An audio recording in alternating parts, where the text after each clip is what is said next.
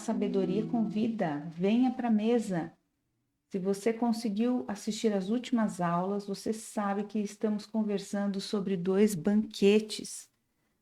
São duas personagens que estão convidando para uma grande festa, a senhora Sabedoria e a senhora Insensatez. Então, cada uma dessas mulheres aqui representadas, né, tipificando esses dois comportamentos, esses dois estilos de vida, elas têm o seu leque de convidados que fazem parte da sua mesa. Nós temos aqui os convidados da insensatez e os convidados da sabedoria. Hoje nós vamos trazer mais dois personagens, mas antes eu gostaria de falar com vocês sobre o nível de insensatez. Quais são os graus que a insensatez se manifesta? E hoje nós vamos abordar um desses níveis, por isso é importante a gente saber como é que Provérbios retrata a insensatez. O primeiro nível de insensatez é retratado aqui como o simples. Essa palavra simples é muito comum no livro de Provérbios e traz essa ideia de alguém que é ingênuo, de alguém que é irresponsável, imprudente, alguém que se expõe a perigo e é facilmente enganado.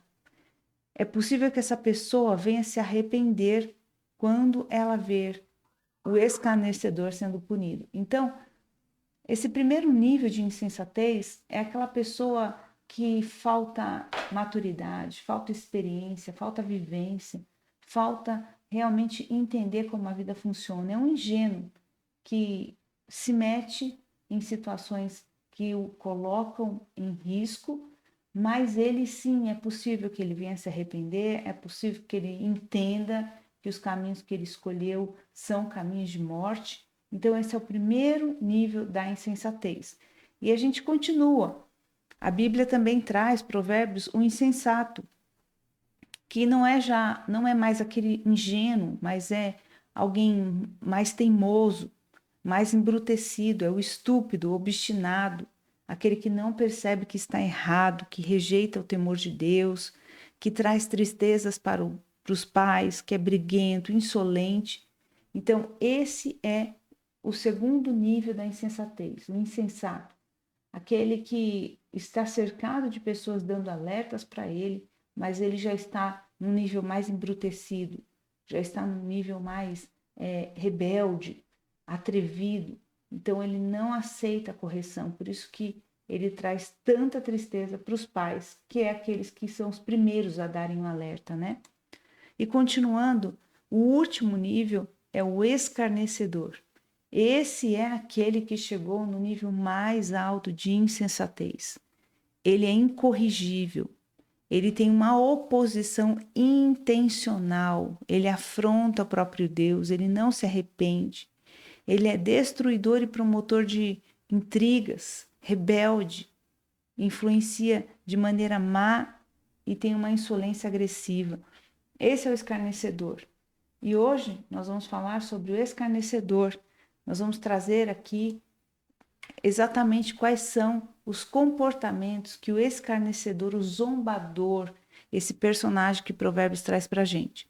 Então, se a gente olhar no dicionário, nós vemos que zombador e escarnecedor é aquele que ridiculariza o outro, que expõe o outro a uma situação vexatória, com comentários que o ridicularizam, ele desvaloriza o outro com chacotas, faz piada da fragilidade de alguém. Esse é o quadro descrito pelo dicionário. Só que a Bíblia vai muito mais além dessa descrição aqui. A Bíblia, ela mostra para a gente qual é o verdadeiro caráter do escarnecedor. Então, um primeiro ponto é que ele não é ensinável, é uma pessoa que não aprende jamais, que não permite que a correção promova mudanças em sua vida. Então, lá em Provérbios 9, 7, nós vemos isso. Ele não é ensinável. Ele é encrenqueiro, briguento, cria contendas e promove intrigas por onde passa. Provérbios 22, 10.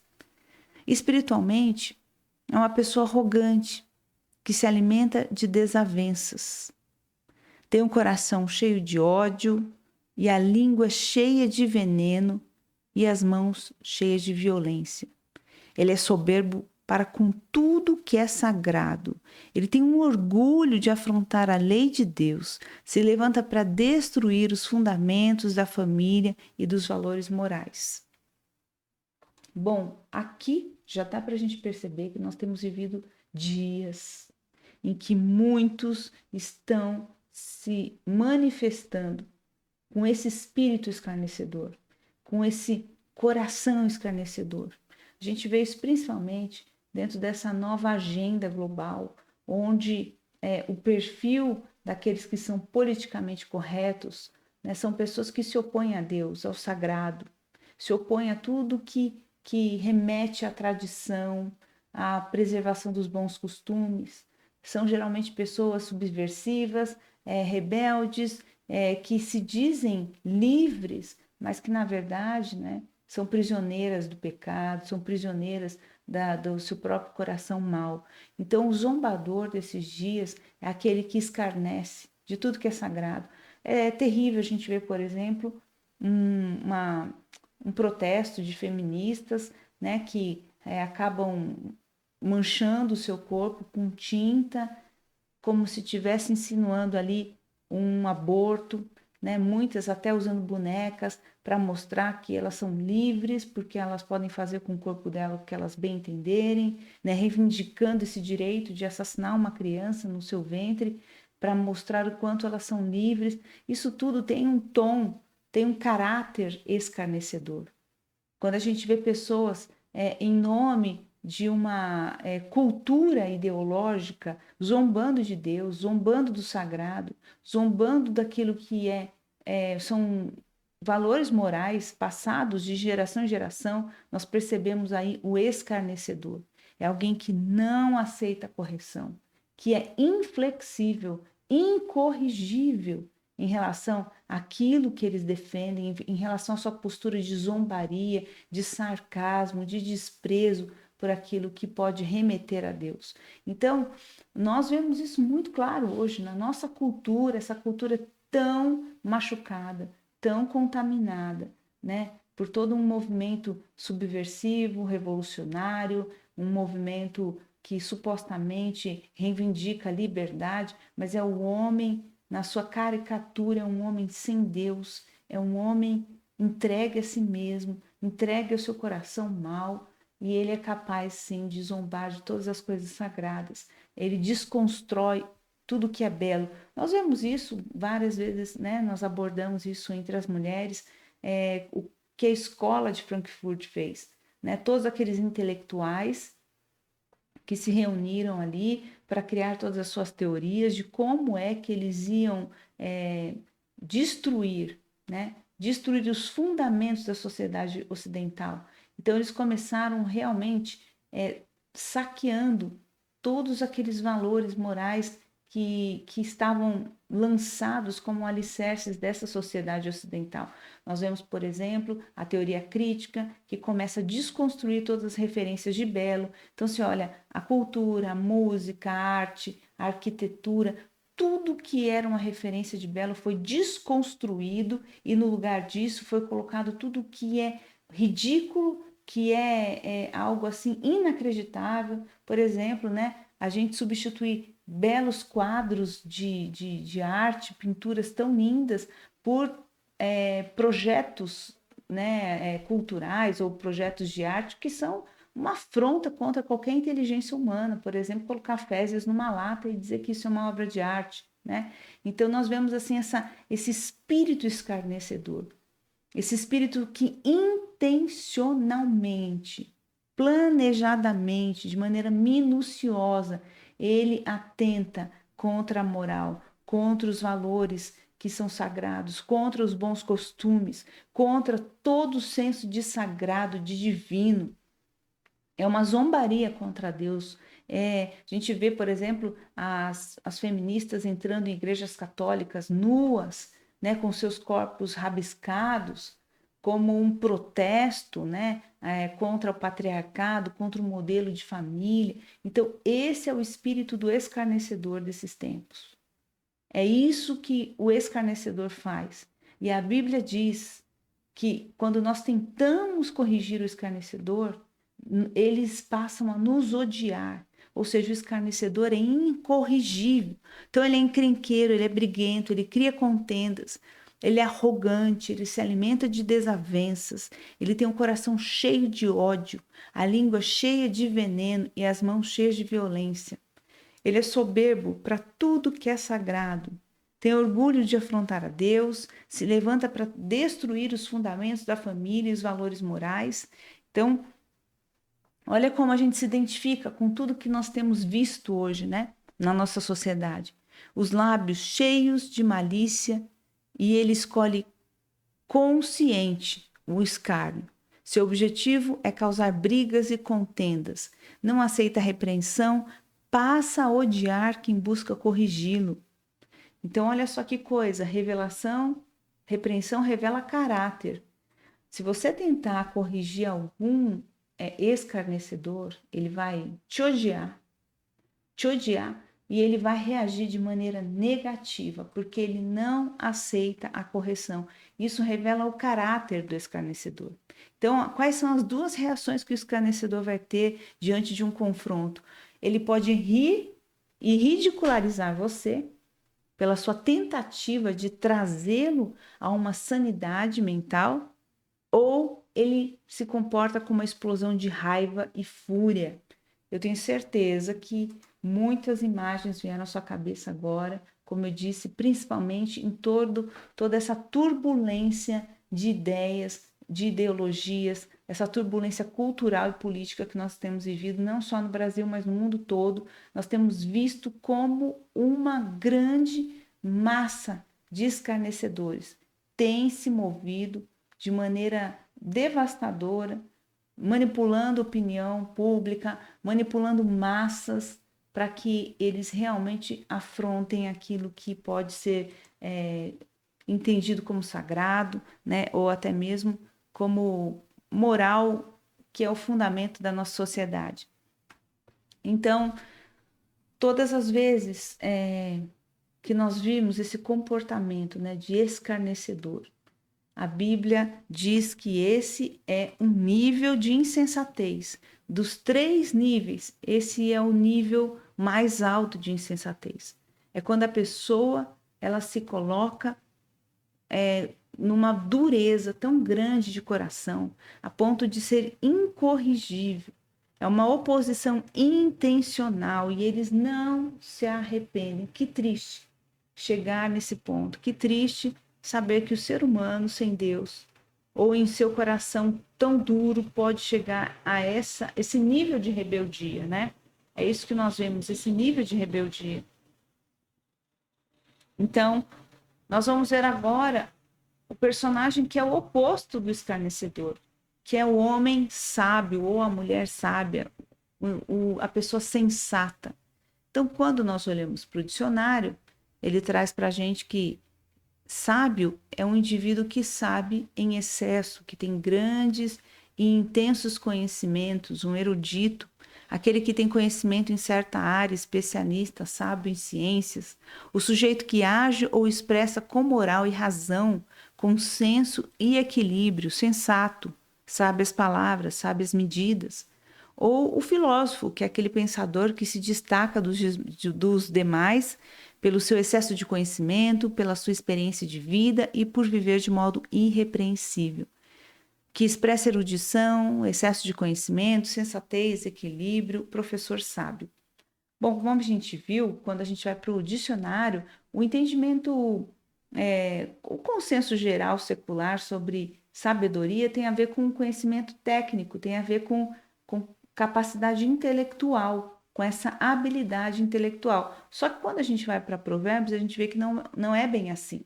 Então, seguindo aqui, nós vamos ver que Provérbios, ele traz algumas características essenciais dessa pessoa que é sábia. O primeiro ponto é que essa pessoa controla o que ela fala. Provérbios 17, 28 vai dizer: até o tolo, quando ele se cala, ele é reputado por sábio, e o que cerra os seus lábios é tido por entendido. Então, olha só, a pessoa sábia, ela é alguém que sabe dosar, que sabe gerenciar a sua fala. Ele não perde o controle sobre a sua boca, muito pelo contrário. Ele sabe exatamente o tempo certo de falar e a quantidade, né, de palavras que deve ser usada. Um outro ponto é que ele escolhe as suas companhias. Alguém que é sábio não vai andar na companhia de qualquer um. Então, Provérbios 13, 20 diz que o que anda com sábios ficará sábio, mas o companheiro dos tolos será destruído. Então, esse é o entendimento do sábio. O sábio, ele vai andar com quem não vai o arrastar, né, para a insensatez. Muito pelo contrário, ele vai andar com pessoas que têm os seus mesmo propósito, o mesmo entendimento, os mesmos valores. Por isso é que ele vai ficar cada vez mais sábio. Um outro ponto, uma outra característica de alguém que é sábio é que ele manifesta domínio próprio. Está lá em Provérbios 29, 11. O tolo revela o seu pensamento, mas o sábio o guarda até o fim. Então, olha só, o tolo vai revelar o seu pensamento através de explosões de raiva, de gritaria, de uma agressão verbal, mas o sábio, ele se mantém, né, em ordem, ele se mantém sob controle. O sábio, ele é o oposto do escarnecedor. O insensato, ele deixa os pais muito tristes, frustrados, mas o sábio não, ele alegra os seus pais. Lá em Provérbios 10, 1 diz que o filho sábio alegra o seu pai, mas o filho insensato é a tristeza de sua mãe. No 23, 15 diz, filho meu, se o teu coração for sábio, alegrar-se-á o meu coração, sim, o meu próprio. E no 23, 24 diz, grandemente se regozijará o pai do justo, e o que gerar um sábio se alegrará nele. Outra característica daquele que é sábio, ele acata os mandamentos com reverência e temor. Está lá no capítulo 10, 8. O sábio de coração aceita os mandamentos, mas o insensato de lábios ficará transtornado. Ele é humilde. Provérbios 3, de 7 a 8. Não seja sábio aos teus próprios olhos, teme ao Senhor e aparta-se do mal. Isso será saúde para o teu âmago, medula para os teus ossos. Ele também ouve os conselhos e ele aceita a instrução. Então, não é alguém que confia na força do seu próprio braço, que se acha autossuficiente, que acha que sabe tudo. Não, pelo contrário. É alguém que vai buscar orientação, que vai buscar conselhos, que permite que a correção tenha um efeito na sua vida. Então, ele é aquele que ouve o conselho, recebe a correção e aí ele se torna cada vez mais sábio. Ele também é satisfeito, ele é feliz. Ele não é alguém frustrado, amargo, alguém revoltado, murmurento, não. Lá em Provérbios 3, 13 diz, bem-aventurado o homem que acha sabedoria e o homem que adquire conhecimento. Então, esse entendimento, essa sabedoria que ele encontra, faz com que ele seja mais satisfeito e mais feliz. Ele também é ensinável e a sua marca é a obediência. Provérbios 10, 8 diz que o sábio de coração aceita mandamentos, mas o insensato de lábios ficará transtornado. E, finalmente, o Provérbios 31 vai trazer a descrição de uma mulher sábia, a mulher valorosa, e ela apresenta uma vida marcada pela excelência e frutificação. É alguém que promove bem-estar e benefício por onde passa. E olha o que ela faz, ela gera impacto e mudança aonde ela está inserida. Esse conjunto de qualidades e de valores que a mulher de Provérbios 31 ela manifesta, na verdade, ela sintetiza o homem sábio, a mulher sábia, sintetiza o seu impacto, a sua excelência, a sua frutificação, os benefícios que ela promove onde ela passa. Então, o que nós podemos entender, né, de tudo isso? Que o sábio, ele é aquele que sabe o que falar, como falar e quando falar. É aquela pessoa que tem, como diz Tiago, esse domínio próprio, né?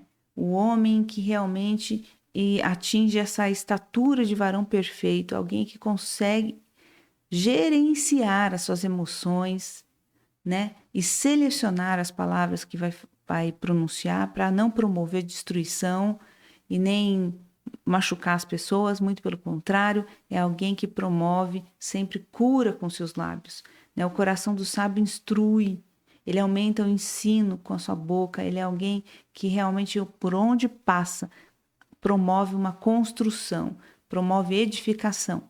Então, outro ponto que nós já abordamos e nós estamos só enfatizando aqui é que quem anda com sábio ficará sábio, mas o companheiro dos tolos será destruído. Então, isso já é algo que a própria. O estudo do comportamento humano já traz, né? Esse escritor americano, o Jim Rohn, ele diz que nós somos a média das 5 pessoas com quem passamos mais tempo. Então, essas pessoas elas vão influenciar nossas ações, pensamentos, sentimentos. E não tem como, se nós andamos com pessoas que são sábias, que têm valores fundamentais, bem estabelecidos, que são pessoas que vão realmente impactar de uma maneira positiva a nossa vida, nós vamos crescer. Mas se são pessoas que têm uma vida confusa, uma vida bagunçada, eles vão nos arrastar para a bagunça deles, né? Então é muito importante a gente saber, né? Quem são essas pessoas, essas 5 pessoas com quem nós mais convivemos, o que elas pensam, como é que elas desenvolvem um relacionamento com Deus, quais são as prioridades dessas pessoas, o que elas colocam em primeiro lugar na sua vida, como elas gerenciam a própria vida, que tipo de empregado essas pessoas são, que tipo de patrão essas pessoas são, como elas são na sua própria casa, na relação com a sua família. Essas pessoas são de fato interessantes para que eu possa conviver com elas a ponto de absorver aquilo que elas têm como padrão de vida, como valores fundamentais, ou não, ou elas realmente não são interessantes, não vão promover nada que me beneficie, muito pelo contrário, vão acabar trazendo desgaste, vão acabar nos arrastando para a bagunça da vida delas. Então é importante isso, o provérbio está dando dicas para a gente de como que a gente tem que encarar essas questões, né? O primeiro ponto é como eu lido com as minhas emoções, como é que eu faço gerenciamento das minhas emoções. O homem fala do que está cheio o coração. Então, se eu sou sábio, eu sei o que falar, como falar e quando falar. Uma outra coisa, eu gerencio as minhas amizades, eu gerencio as pessoas que serão mais próximas da minha vida. E um outro ponto é que o sábio, ele ouve conselhos, ele recebe correção e ele se torna cada vez mais sábio. É um processo de crescimento contínuo. Ele não fica estagnado. Ele não chega a um ponto da vida dele em que ele fala: não, eu já sei tudo, já aprendi, já está ótimo para mim. Não, o sábio ele busca o tempo todo ser aperfeiçoado, ser exercitado, ser instruído, aconselhado, corrigido, ensinado. O sábio, ele é ensinável, ele tem esse coração disposto a aprender, disposto a sofrer uma metanoia contínua, né, para que ele seja cada vez mais parecido com o próprio Jesus. Então, essa mulher de Provérbios 31, essa mulher virtuosa, ela é a personificação do sábio. Ela é esse conjunto de estereótipos, de qualidades que vão tornar uma pessoa sábia. Então, o que essa mulher ela mostra, né, para nós? Ela mostra, por exemplo, iniciativa, é alguém que não precisa de um comando, de uma ordem para fazer as coisas. Ela tem muitas habilidades, muitas, né? Dá para ver ali no gerenciamento da casa dela quantas capacidades ela tem. Ela também é uma pessoa inteligente, uma pessoa que tem capacidade de aprendizado, de colocar em prática aquilo que ela aprende. Ela é uma mulher enérgica, que não vive se arrastando, que não vive buscando dormir um pouco mais, que não vive numa situação de apatia, mas muito pelo contrário, ela é enérgica, ela tem energia, ela tem disposição. Uma outra coisa é que também ela é excelente, ela é muito boa naquilo que ela faz, né? Ela faz com tanta qualidade que isso fica acima da média, fica em destaque. ela também tem força moral, porque o caráter dela é um caráter que é referência na sua comunidade, é referência no vínculo que ela tem com as pessoas, na sua comunidade local ali, né? Ela também é diligente, alguém que começa alguma coisa e que insiste e que não desiste por causa das circunstâncias, muito pelo contrário, ele é alguém que vai permanecer perseverando até alcançar aquilo que ela deseja. Ela tem compaixão do próximo, não é uma pessoa voltada para si mesmo, que busca benefícios somente para si, mas é alguém que vai servir o outro. Ela também tem sabedoria, aliás, ela é a personificação da sabedoria. Uma mulher que sabe colocar em prática tudo aquilo que a sabedoria ensina na relação familiar, na relação com a comunidade, na produção e na responsabilidade que ela tem para com a família, na produção de recursos, de riquezas, na construção, no empreendimento, no modelo moral, né, de caráter. Tudo isso mostra para a gente um conjunto, né? Então a gente não vai precisar agora aqui ficar frustrado pensando, meu Deus, né?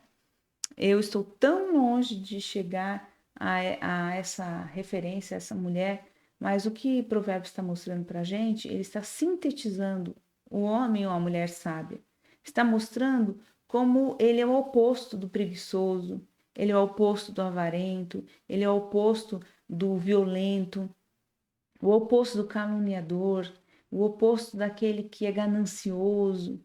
Então, mostra para a gente alguém que assumiu as responsabilidades, que gerencia sua própria vida, que é transformado pelo poder da palavra de Deus, que é transformado no seu caráter e que com isso vai frutificar, impactar o lugar onde está.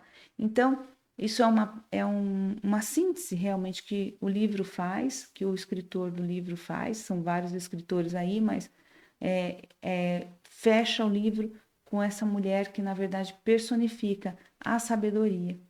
Então, hoje nós falamos sobre dois personagens. O escarnecedor, que chegou no seu nível máximo de insensatez. Alguém que odeia Deus, que odeia os fundamentos do reino de Deus, os valores morais que a palavra de Deus nos ensina, que foram utilizados, né, para fundamentar uma sociedade digna, uma sociedade decente, que sabe o que é limites, sabe o que é caráter, o que é moralidade, o que é certo ou errado.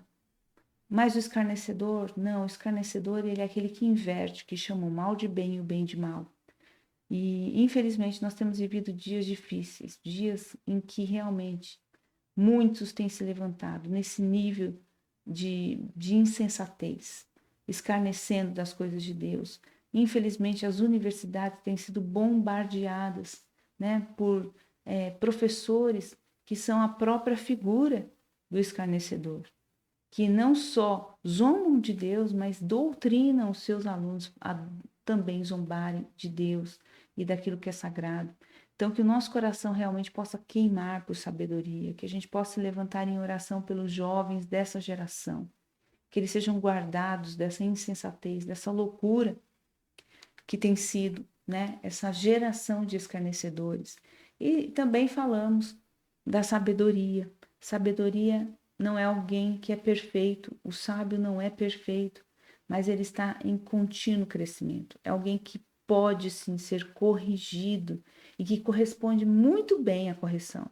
Não se revolta, não fica com raiva de quem o corrige, não zomba, não ridiculariza quem o corrige como escarnecedor, nem tem uma explosão de ira, de raiva quando alguém o corrige, mas é alguém que acata a correção, alguém que analisa, alguém que vai realmente fazer uma avaliação, uma autoavaliação e ver aquilo que precisa ser mudado, melhorado. Então, o sábio se torna cada vez mais sábio. O sábio é aquele que sabe o que falar, quando falar, sabe como se comportar, sabe como assumir as rédeas da própria vida. Que o Senhor possa nos ajudar a buscar cada vez mais sabedoria, para que a gente tenha corações sábios.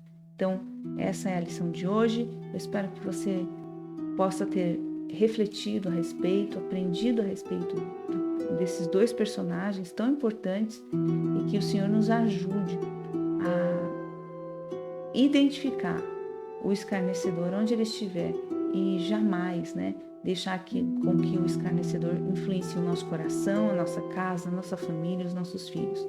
Então, Deus abençoe você.